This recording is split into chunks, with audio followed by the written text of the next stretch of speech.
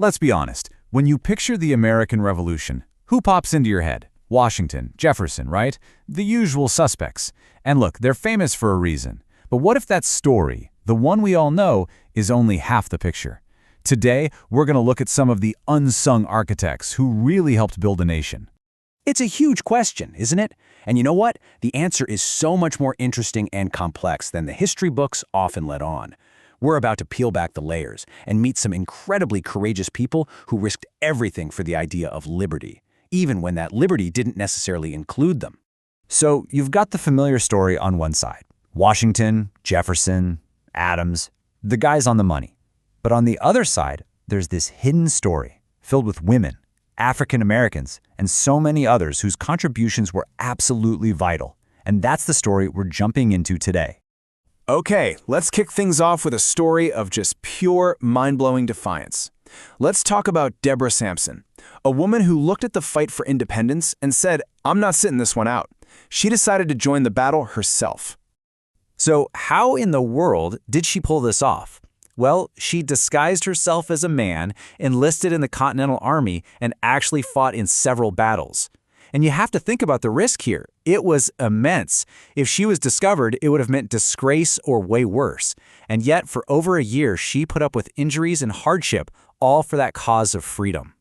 And this is why her story is so much bigger than just one person's incredible journey. When her identity was finally discovered, guess what? She received an honorable discharge. So her actions didn't just challenge the rules of her time, they set a powerful new precedent, totally paving the way for generations of women to serve in the American military. But you know, the fight for liberty wasn't only fought with muskets on some muddy battlefield. Nope. It was also waged with pen and ink by one of the most remarkable and, frankly, unlikely voices of the entire era. 1773. Just a year, right? So what makes this one single year so important?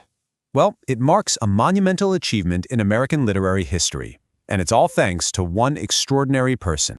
Because in 1773, Phyllis Wheatley, an enslaved woman, did something that was basically unthinkable. She published a book of poems. Think about that. She became the very first African-American and only the third American woman ever to do so. Her intellect and her talent were just undeniable. Her words are just so powerful, aren't they? Wheatley used her incredible gift not just to support American independence, but also to subtly and brilliantly argue for the abolition of slavery.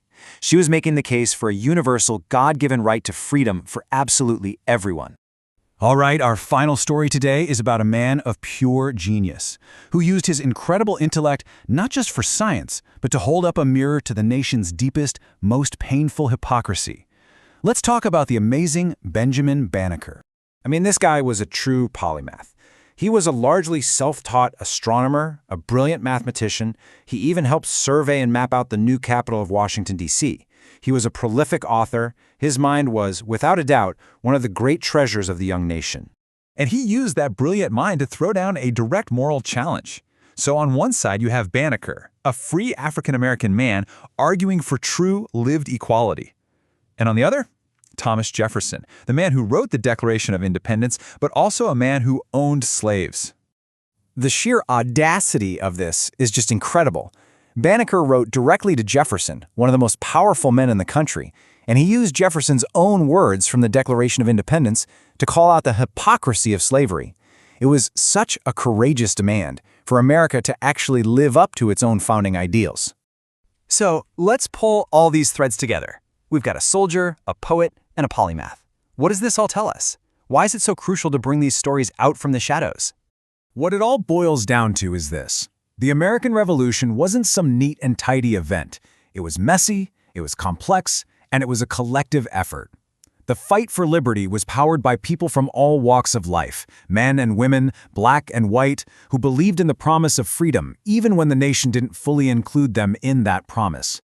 You see, these stories don't just add a little extra detail to our history, they complete our understanding of who we are. And they leave us with a really fascinating question. If these incredible figures were basically hidden in plain sight, what other architects of liberty are still out there, just waiting for us to discover them?